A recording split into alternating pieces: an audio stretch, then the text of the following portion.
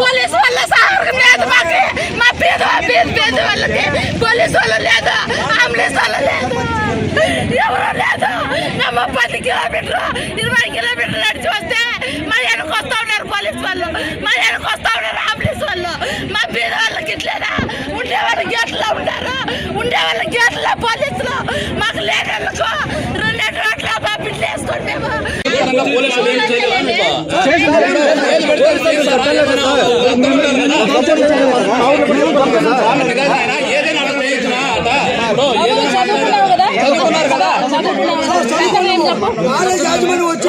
నిజంగా తప్పు చేస్తే బంధువు ఏం కాదు కదా బాబు. ఏం చెప్తున్నారు? వాడు నిజంగా ఏమైనా చేస్తే ఖచ్చితంగా జైలు పంపిస్తారు. మాట్లాడతారని చెప్తున్నారు. చట్ట ప్రకారం కాలేజ్ దగ్గర పోయి ధర్నా చేస్తున్నప్పుడు ఉండదు కదా.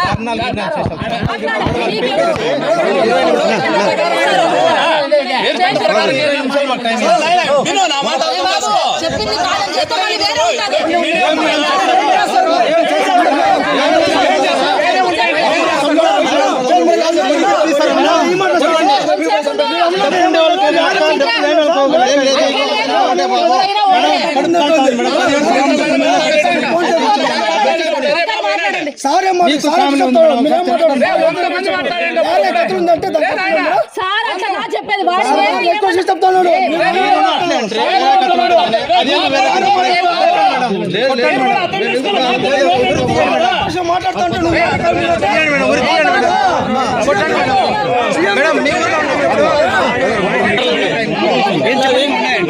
హాస్టల్ దగ్గర కాలేజీ దగ్గర పిల్లలు పోయింటే తీసి ఫోటోలు చూపియండి అంటే నేను చూపిము ఏం చేసుకున్నా అంటారంట.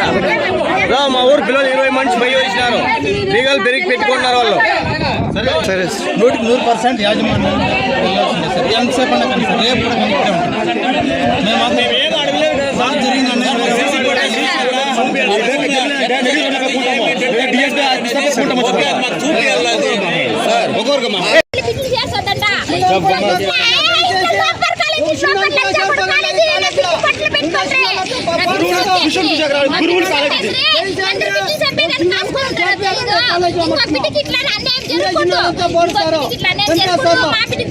గేట్ తెరుస్తారా ఏమో అడుకోవాలి. గేట్ తెరిచిపోతే పోలీసు వాళ్ళు ఎవరు ఎట్లా తెలియదు మాకు.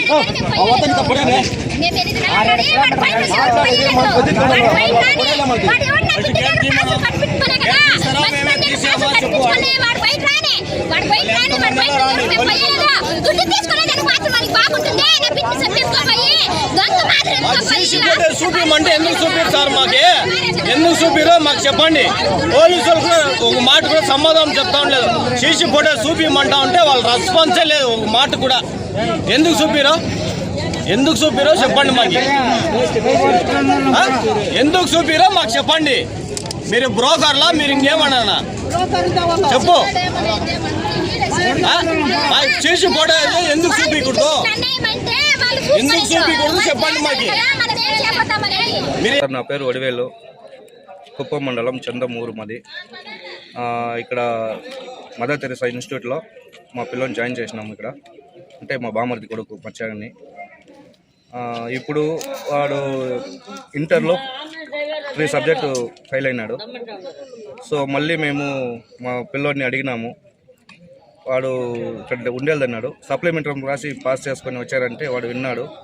సో తర్వాత కాలేజ్ నుంచి కాల్ చేసినారు. కాల్ చేసి మీ పిల్లోనికి మేము కోచింగ్ ఇస్తాము, ఇక్కడే కోచింగ్ ఇచ్చి మళ్ళీ సప్లిమెంట్ రాసేదానికి మంచి మార్కులతో రాపిస్తామని చెప్పినారు. కాలేజ్ ఫీజు హాస్టల్ ఫీజు 5,000 కట్టారు. హాస్టల్ ఫీజు తీసుకొని వచ్చేసినాం. పిల్లోడే వచ్చేసినాడు, వాడు ఒక్కడే వచ్చినాడు. పిల్లోడు ఒక్కడే వచ్చినాడు. వచ్చి బుధవారం వచ్చి ఉన్నాడు. సో శనివారము 3 గంటలకి ఇట్లా హ్యాంగింగ్ అయింది శనివారం. సో అప్పుడు మాకేం చెప్పలేదు వాళ్ళు. ఇట్లా మీ పిల్లోడు కళ్ళు తిరిగి పడిపోయాడు అని చెప్పినారు. హాస్టల్ మేనేజ్మెంట్ హాస్పిటల్ చేసినాం, హాస్పిటల్ రండి అని చెప్పినారు. సో హాస్పిటల్కి వచ్చి చూస్తే చనిపోయినాడు పిల్లోడు అని చెప్పినారు. హాస్పిటల్కి వచ్చిన తర్వాత మామూలుగా పోలీస్ స్టేషన్కి వెళ్ళినాము, కంప్లైంట్ చేసినాము. యజమాన్యం వచ్చి ఇంతవరకు ఏమీ స్పందించలేదు. ఒక మదర్ తెరిసా ఇన్స్టిట్యూట్లో ఉండే మేనేజ్మెంట్ ఎవరు కానీ మనకి వచ్చి ఒక చిన్న ఇది కూడా మనకి సలహా కూడా చేయలేదు. వాళ్ళు మొత్తం పోలీసు వాళ్ళే వచ్చి మాట్లాడుతున్నారు, పోలీసు వాళ్ళే వస్తున్నారు, పోలీసు వాళ్ళే మాట్లాడుతున్నారు. ఇక్కడ యజమాన్యం కనబడటం లేదు. మీరు పోలేదు అక్కడికి పోతే కూడా మమ్మల్ని అలో చేస్తూ ఉండలేదు. అక్కడికి మీరు పోలీసుని పట్టుకొని మీరు రావాలి మీరు ఇక్కడికి అంటారు. Suicide note apple suicide note మీద మాకు ఏ ఒక్క చిన్న అవగాహన లేదు. మా పిల్లని హ్యాండ్ రైటింగ్ కాదు, అది కన్ఫర్మ్ సార్. అది మా పిల్లని హ్యాండ్ రైటింగ్ కాదు అది. కానీ వీళ్ళు ఏది మాకు కరెక్ట్గా చెప్తా ఉండలేదు. ఒక్క నిమిషం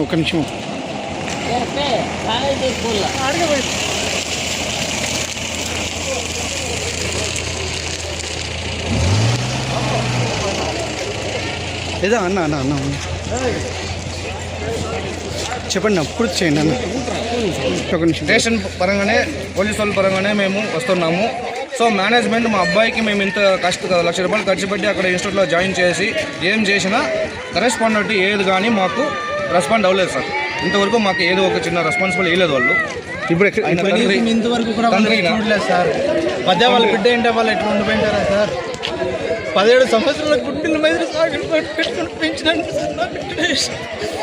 ఒక్కసారి గుడ్డి మీద బాగా మాకు ఏ ఒక మీతో చివరిసారిగా మాట్లాడినారు కదా, ఏం మాట్లాడారు నాన్న? సార్ తిన్నావా నన్ను బాగున్నావు నాన్న తిన్నావా అన్నాడు సార్. ఎన్ని గంటలకి? పొద్దున్న 8 గంటలు సార్. నన్ను శనివారం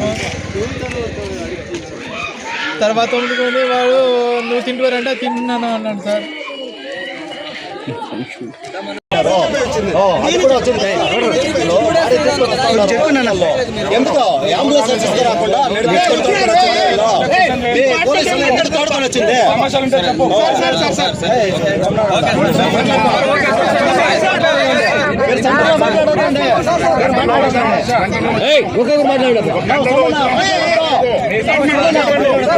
మంచి మాట్లాడతా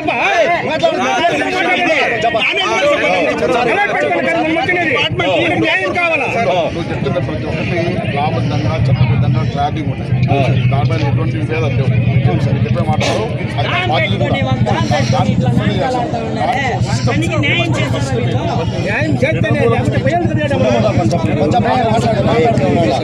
వాళ్ళు మనకు కూడా హెల్ప్ చేయవాళ్ళే సార్. కంప్లైంట్ ఇచ్చిన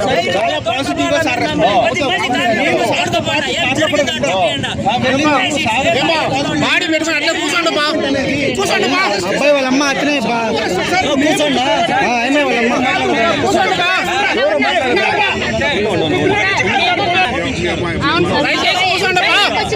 ఫీజు కట్టేసి పోయినావా? నేను ఖచ్చితంగా ఇప్పుడు నన్ను మాత్రం వదలట. రూమ్ లో మా అబ్బాయి రూమ్ లో నేను వెళ్ళాను సార్. సార్ ఎవరు కాదు సార్, ఉన్నదే ఎవరైనా కానీ ఒక్కరు మాట్లాడండి. ఇప్పుడు మేమిద్దరు మాట్లాడుతున్నాం. ఒక్కొక్కరు అందరూ మాట్లాడండి. ఒక్కొక్కరు ఇప్పుడు ఆ బాబు మాట్లాడండి. ఇంకా మనం మాట్లాడండి. ఫస్ట్ ఒక్క నిమిషం చెప్పేదండి.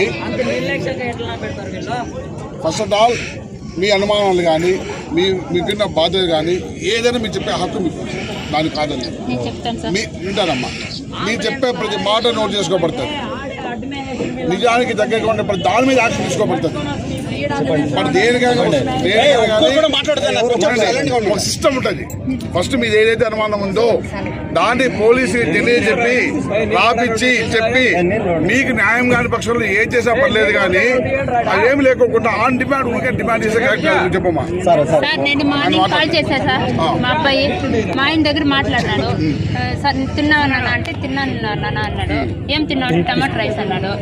7:04 ఫోన్ చేసినాడు. మళ్ళీ 7కి సార్ మార్నింగ్. మళ్ళీ నేను కాలేజ్ స్టడీకి పోవాలని చెప్పి వెళ్ళిపోయినాడు. మళ్ళీ కాల్ చేయలేదు.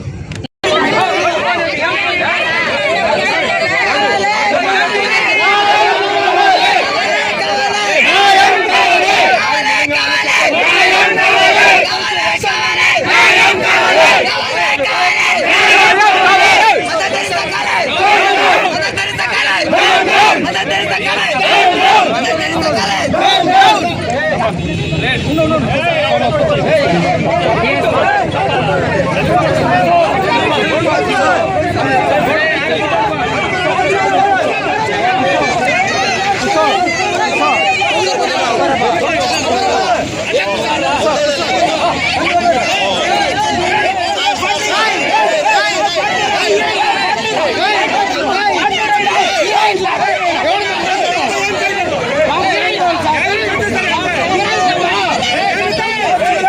దినము మధ్య తెరిసా కాలేజీలో ఇంటర్మీడియట్ ఫస్ట్ చదువుతున్న అబ్బాయి హాస్టల్లో సూసైడ్ చేసుకునే విషయం పైన వాళ్ళ తల్లిదండ్రులు బాడీని తీసుకుని వచ్చి ఇక్కడ ఏం జరిగింది అని నివేదించడానికి కోసం వచ్చారు.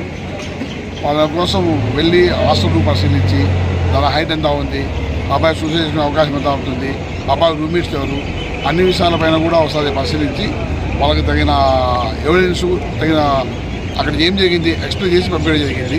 వాళ్ళు కూడా అక్కడ చూసి బాడీ తీసుకుని పోతారు. ఇంతకుమించి ఇక్కడ ప్రత్యేకంగా చెప్పేది ఏం లేదు. సార్ ఇప్పుడు సీసీ కెమెరా ఫుటేజ్ తీసుకున్నాము. ఉదయం మార్నింగ్ 6 గంటల నుంచి రాజోజి మీద దాకా సీసీ ఫుటేజ్ తీసుకున్నాము. సీసీ ఫుటేజ్ ప్రతి అణువు కూడా పరిశీలించబడుతుంది. అన్నీ పరిశీలించి అందులో ఉన్న ఫ్యాక్ట్స్ ఏమన్నా కొత్త ఫ్యాక్ట్స్ ఖచ్చితంగా దానిపైన రెస్పాండ్ అవుతుంది. సార్ సూసైడ్ నోట్ ఉందన్నారు. సూసైడ్ నోట్ కాదు, ఆ పిల్లోడు వాళ్ళ ఫాదర్ రాసిన నోట్ ఉంది.